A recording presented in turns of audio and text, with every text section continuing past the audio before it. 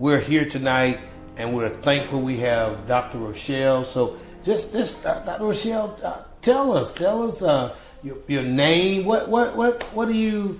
What can you tell us about you? Are you from Raleigh? And just tell us something about Thank you for having me, Pastor Robinson. We're excited about you being here. I am a native of Fuquay-Varina, North Carolina. Oh, wow. A few miles headed south. Uh-oh. But I've been in Raleigh for over 46 years. Okay. So active in the community.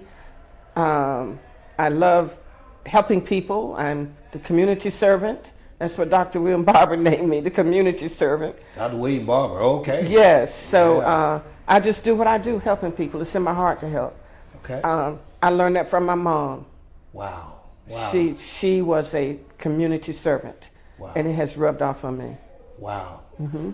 So you mentioned a name, Dr. William Barber. Mm-hmm. And when I think of Dr. Barber and the significance that he's made on North Carolina, yes, but not greater than that, even the world. I mean, from all over, from DC to that. So one of the things I know, one of the organizations I know he was part of was the NAACP. Yes. So what is the NAACP? I mean, because I'm glad you asked. I love the NAACP. Okay, all right. NAACP stands for National Association for the Advancement of Colored People. Okay. And it is the oldest, the biggest, the baddest, the boldest civil rights organization in the world. Ooh, all right. We do fantastic things. Okay. Yes. Okay. So when growing up in Albany, Georgia, I had a chance to look at the NAACP, but also the students.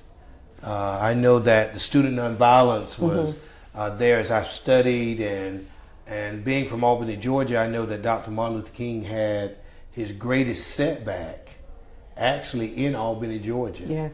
And so coming from there, but I understand the student non, the SNCC, and then NAACP together. So when was the NAACP started? The NAACP was started on February 12, 1909. So we are 114 years old. 1909. 09. Wow. So that's history that I would have thought that maybe in the 30s or the 40s, but probably the 50s for me. But 1909. 1909. Wow. 114 years old. Wow. And so I know, what was the original goals and objectives then for the NAACP? A lot of people don't realize that it was a group of white people that called the meeting together. They were sick and tired of the lynching that was going on in the African American communities. You're saying so it was not started, the actual meeting was organized by some whites that was concerned about the lynching. The lynching. Yes. Wow. A lot of people don't know that history. Right. And I didn't either until I started working with the NAACP. So I love reading and repeating that because a lot of people are saying, why are so many white people involved? They've been involved from day one. Oh, wow. And we're still trying to wake up white people, black people, everybody, to let them know that it's not just a black thing anymore. It has expanded. Okay. We look into civil rights for every human being. Okay. Anyone that calls our office, we do an investigation if we can. So it's not just if I'm black or something? No. It goes beyond that. Wow. Any citizen that goes through a social injustice can call the NAACP to investigate. Is that now just in the United States, or? It's in the United States and the world. When I go to a national convention, I see people from everywhere. Oh, wow. It's not the U.S. Oh, wow. Wow. So over the years then, has the mission and the vision, has it changed? Well, yes. Like I said, they started out because of the high rate of lynching. Then we moved from lynching to the civil rights era. Okay. And we go back and we look at the history of how houses were bombed, like Medgar Evers. Oh, wow. Medgar was out. He was a field secretary, out registering people to vote.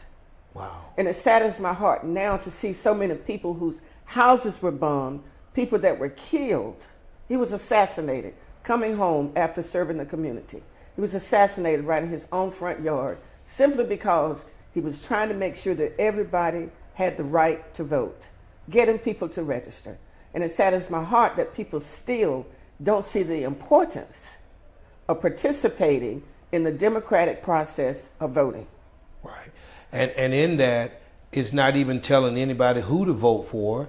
No, it's we just don't do that. simply vote. Right. And I think that's so important, that the right to vote, and to know that people have died so that we are able to be able to vote. Yes. That's big. Medgar Evers was one that, as growing up, as I became a teenager, I learned more about. And of course, in Birmingham, not being that far from Birmingham, and all of the different things happened there. So now, the mission today of NAACP, I did what want would to you say I met his wife at one of the Medgar national Evers' conventions. wife. Oh, wow. yes, she's a Wow. beautiful woman. Wow. Beautiful woman. Wow. I met Benjamin Hooks. I've met several people by attending the national convention. I was the president of the local NAACP branch here for 10 years. 10 years. Yes. Oh, wow. So I got to meet all those people. Wow. Right. So I know you talked about your mom, and I know then that probably I'm not going to say a new vision, because I think still helping people is Yes. still the nucleus of what the NAACP stands for and is about. What are some things now that they're probably doing? And then I got to ask a question. Why did you join? Oh, okay.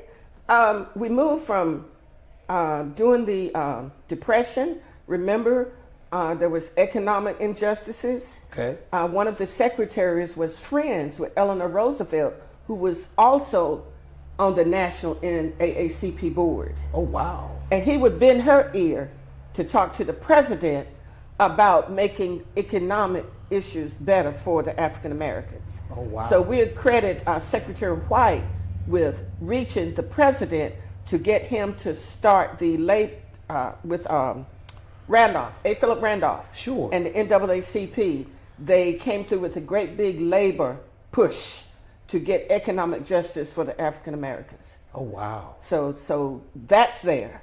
Well, there's still today, we still not so much lynching as it used to be. Okay. Even though we stayed, that was a 30-year thing dealing with lynching, because lynching was rapid back in the day. Okay. But there's a young man that lives in Apex. A few years ago, he released his story as to how he was lynched here in North Carolina, but he survived. I remember. I saw that on the news. Mr. Counsel, I think. Absolutely. So it's not so much lynching that we know of. Okay. Right now, we're dealing with still educational issues. Okay. Which is why I'm cautioning people to watch what's going on now in the legislature. They're changing the rules, the funding that used to go to public education that's now going to go to private schools. So we're trying to educate people on that. We do education. Okay. We do voter engagement, voter empowerment, Okay. training people about voting. We don't push parties, Absolutely. but we try to encourage people to vote. That's still major, because so many people that started out great in the race last year lost because so many people stayed home that had voted the year before. So Oh, we're wow. trying to let people know that it has to be a continuous cycle when you're voting. Absolutely. Too many people fought and died for you to have that right to vote. Don't just sit down and vote when there's a presidential election. Absolutely. You've got to vote every time there's an election. City, state. Absolutely. Because National. all of them affect us. In fact, if we're honest, yes, the president, because it's more, it's more visible, Yes. the race, but a governor race, city council, they're making decisions, county Exactly. commissioners are making decisions. Exactly. I mean, every office has a duty, and if you're not voting, it's our civic rights. Exactly. to go out there and to make sure we vote. So, how did you get started with the NAACP? This is funny. I got started because one of my high school classmates was here in Raleigh working with the local NAACP, and she called me, and my nickname is Sister. She said, "Sister, you got a big mouth. They need you over there." So you got into the NAACP because you got a big mouth. Because I have a big mouth. Okay. All And my right. friend invited me to come and participate. And I said, okay, blah, blah, blah, blah. I'll do it, but not right now. So by the time I got there, she had done her tenure of duty. She was gone. But I read up on the NAACP. I became interested. And like I say, I learned from my mama to take on social justice issues. My mom was a poor, uneducated woman, but she had a lot of heart and a lot of gut and a lot of wisdom. And she knew right from wrong. She loved the Lord. I learned from that woman. I miss her. So I got involved, got active. I did a lot of voter education. I love to teach. I love to preach. So I did a lot of voter education. I worked with the youth. I'm a former youth minister. So I helped build up our youth branch. Okay. And we do so much with the youth, so much, because I don't want them to come up ignorant and unaware of what the NAACP is and what it can do for you as a child. So I got involved, and then we dealt with education issues. Okay. So I went with a lot of families to meet with teachers, superintendents, all of those things. I went to make public comment at the school board because I feel like if we keep silent, we're giving permission for these things to keep happening to us in our community. Okay. But believe it or not, as a little girl, I was shy and quiet. No one that meets me now believes that, but it is the truth. Before I graduated from high school, I did become very vocal. And still vocal. So I just can't keep silent. Wow. And when I look at Micah, when they were asking, what does the Lord require of us? And the question about, why are you asking the question? You know, the Lord has already told you what he requires of you. Yes. Yeah. Do justice, love mercy. Do justice and love mercy. And so when you think about that, we've got to go out and, you know, obviously this entire year, we've seen the thoughts of doing away with certain parts of history. Oh, yeah. How does the NAACP look at that or tackle those type things, and why is history important anyway? History is important because I think if people know the struggle, they might understand how important it is to keep fighting for equal rights. Absolutely. Which is never going to end. Right. It's going to always be a fight because those that are in power are not going to see where everyone should have equal justice. Okay. Okay? So we have a problem with them keeping our history out of the textbooks. We have a problem with them threatening to fire teachers if they teach it. It's a serious problem, and it needs to go away. But until we get people voted into office to look after that, it's going to continue to happen. So, you know, I think about history in itself, his story. And I think about the obligation of the church and the community to always teach, because as we go from one decade to the next,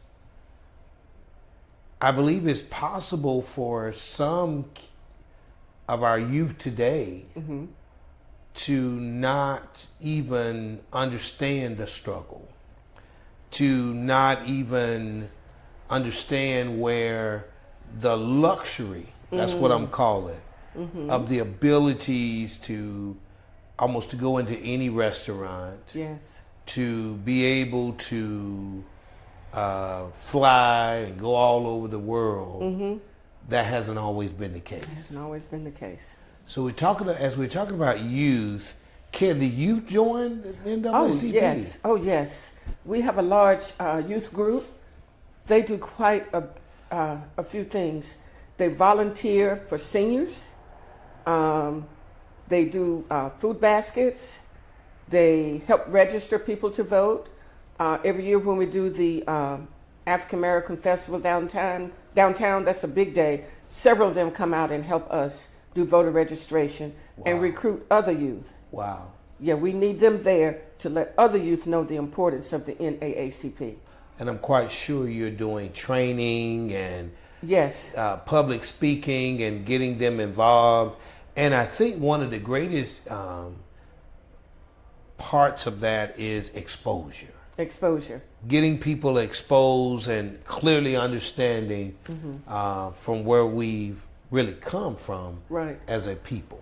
Right, because some of them have gone through some struggles, but the majority of our students have not gone through discrimination by a teacher or another staff member. Wow. Also, bullying. Wow.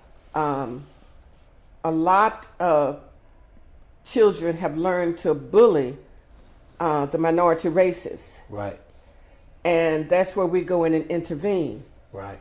Okay, to let them know that this is unacceptable and to always tell your parents what's going on. Wow. A few years back, we saw a number of young kids committing suicide because they were being bullied. Wow. And that should not happen. Wow. That should not happen. So the NAACP is working on that, or NAACP. They're working on trying to help on bullying, education. Yes. What is one of the, today, if you, in your opinion, one of the greatest struggles or dangers we have today?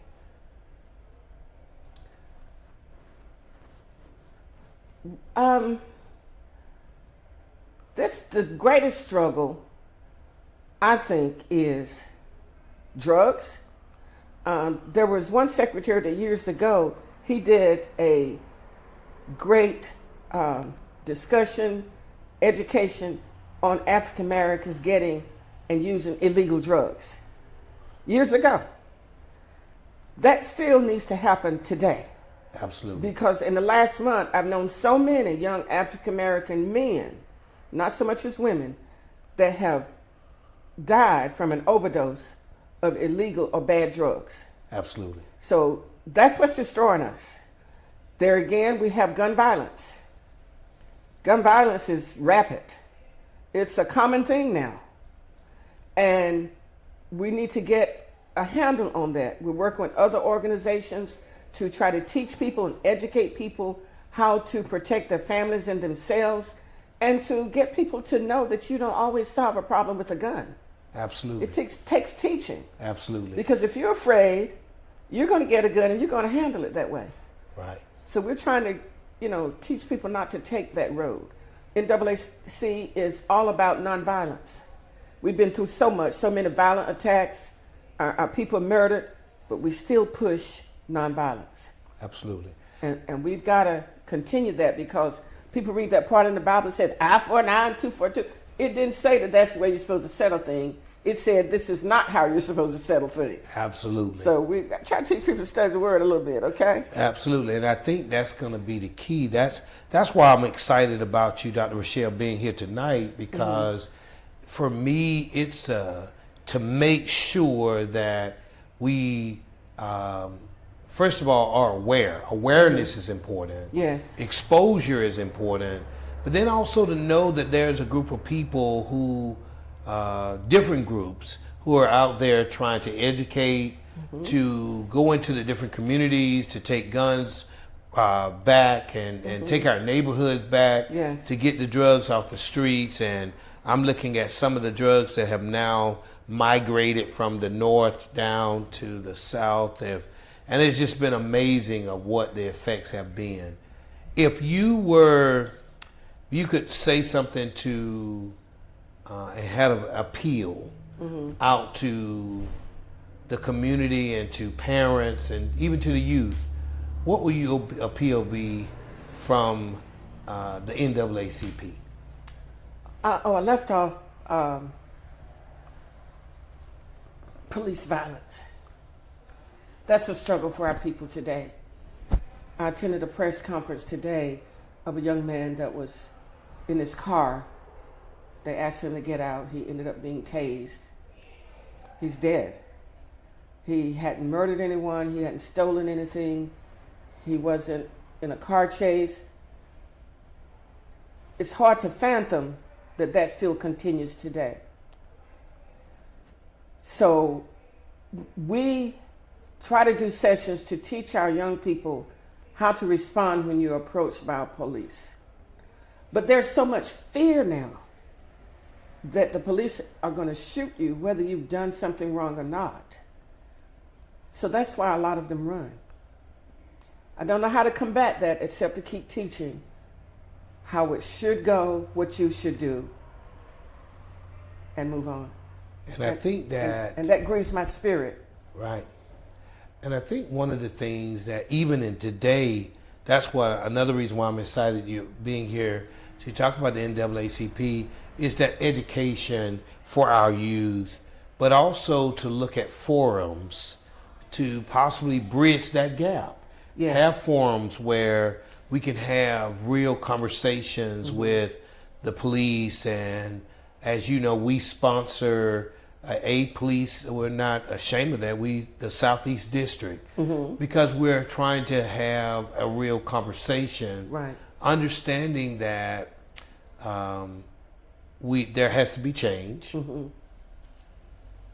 But I can't even fathom 1 second without having law enforcement, because we need them.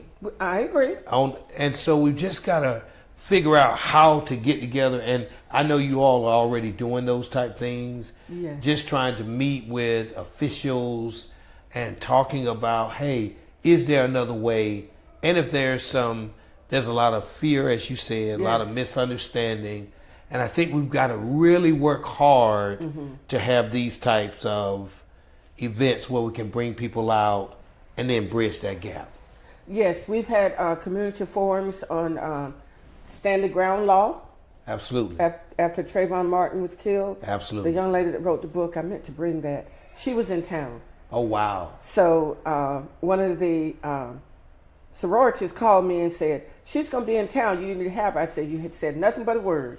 So we got her over. We had the police chief. We had Irv Joyner from the School of Law at Central and other people on the panel to talk about that. And so we do all kinds of forums. We have forums about gun violence. Love it. And also, by me being a teacher, we have forums and sessions to teach our elementary and high school students how to prepare to further their education. Absolutely. Special workshops, how to write an essay. Absolutely. Some people in college still don't know how to write an essay. Absolutely. And they're not going to succeed without learning those basic things before they get to college. 100%. If they choose college. 100%. Because there's so many multiple ways for a person to make it. Right. And it may not necessarily be the college. It may be military. It may be, getting a vocation. Exactly. And going from there. But I'm just excited about the future. What do you see happening now? Although I've heard it's been said this is sometimes the worst of times, but also the best of times. Well, I'm excited because I truly believe that God has not forgotten about us. Absolutely. And He's going to continue to give us the energy, the spunk, the audacity to speak out against wrong so that people will not become so complacent and think that they're going to get away with it without us speaking up against it. I had to speak against the Klan a few years back. Okay. You can't be afraid to speak out against things that you know are wrong. Absolutely. Otherwise, you stay home and not be in a Absolutely. position. Absolutely. Okay. So this shy person from Fuquay Varina that was shy growing up, Yes. now all of a sudden is speaking out. Now all of a sudden. Is speaking out and telling a story. Yes. Now, when you look at that, how do you see God in all of this?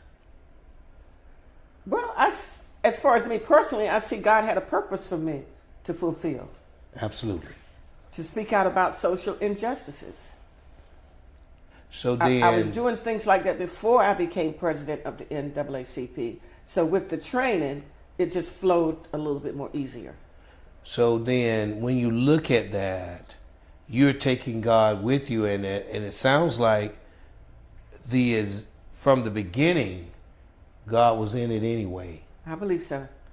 And so, how involved are other races now Oh, in the NAACP? it's multi-race. So you could be different from a different ethnicity and all, Different and ethnicity still, from different countries. Oh wow!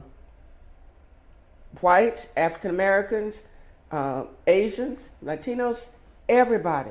Oh wow! It's like a rose garden. Oh, wow. Everybody comes together. Okay. Some may have one goal, some may have another. Okay. But when we come together as a force, we are a force to be reckoned with.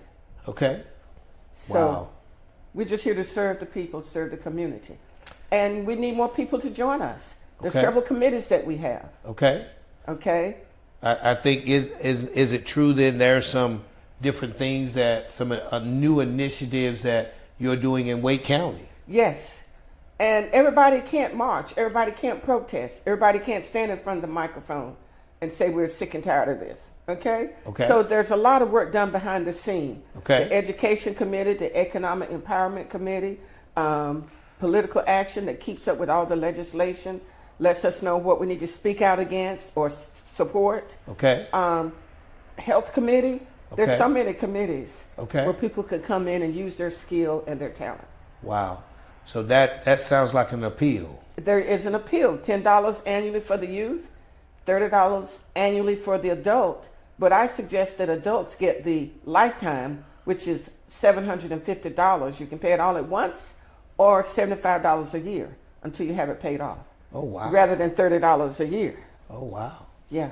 So I just think then that the reason why, again, we really were excited about you being here because sometimes I think that you have applied the word, and that word that you have applied is beyond just the walls of the church. Yes. Yes. What are your thoughts of that? Is that how that you have to be in the community, and how that you take the word into the community? Well, Jesus was a community servant. Okay. And if we're followers of Jesus, we have to practice what he did. Okay. For me, it's simple. It's just that simple. Show love to others. Help someone that's in need. The old folks used to say, be about my Father's business. And that's helping and serving others. Wow. And Now, some people thought I was getting paid for all those 10 years I was president of the NAACP.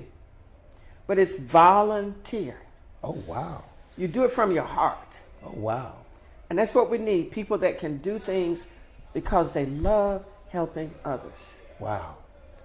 So you're always accepting new members, Oh, yes. and anyone can just come and join and go from there. Yes. If they want to help, if you want to love, if you want to serve, this is one of those organizations that you can go from there. Exactly. And like I say, everybody doesn't have to be on the forefront marching. Because, Absolutely. you know, I'm not 25. I look 25, but I'm not 25 anymore. So we're training others that can come in and do the things that need to be so done. you say you're 26. So I just enjoy helping people. Love it. So as we draw this to a conclusion, I think that if there were some other things that you could say, what would you say to anyone that is listening tonight who is saying, man, I didn't know that the original meeting in 1909 was actually organized by whites who had were concerned about all the lynching that was going on. And to know then that though it seems like a world, some people in the world would say that there's a great divide, but it appears to me that even from 1909, there were people who were together. There were people together. And I think it doesn't matter then your color. It does. It doesn't matter even what you believe. Exactly. But there is something. I see it. It's written all over your face. A common ground. A common ground. Absolutely. We have people that don't practice the Christian faith, but they support the NAACP because they know what we're about. Absolutely. It's for everybody, Absolutely. every human. Absolutely. We fight for human rights for every individual. Absolutely. And when they called that meeting in 1909, I think it was like 60 people that answered the call. 60. Wow. And now we have over 500,000 members Oh, wow. and still growing. Oh, wow. Unbelievable. And we take all ages. You take all ages. Well, I mean, I'm very, Dr. Rochelle, I've been enlightened by this. You know, this series of Bible study for us has been how people have taken the Word of God out into the beyond the four walls. And I always look at go ye therefore. Go ye therefore. When I think about that, and you've gone out and you continuously to go out, and I like I said, we're there. We're excited about it again.